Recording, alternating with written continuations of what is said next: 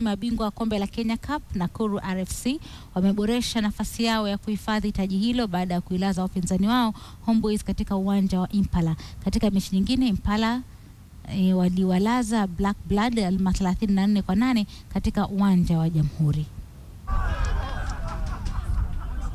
Baada ya kulazwa wiki jana na KCB, timu ya Homeboyz ilikuwa na kibarua kigumu huku ikitafuta ushindi dhidi ya mabingwa watetezi Nakuru RFC.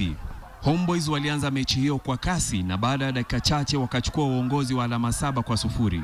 Licha ya Homeboyz kuzidisha mashambulizi, Nakuru walistadika na dakika chache kabla muda wa mapumziko wakasawazisha kwa kufanya mambo kuwa 7-7.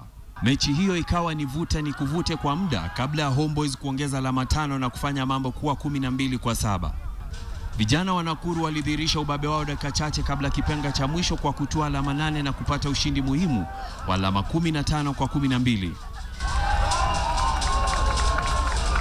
Kwenye mechi nyingine, Impala Saracens waliwapa Mean Machine funzo walipowalaza alama 34-8.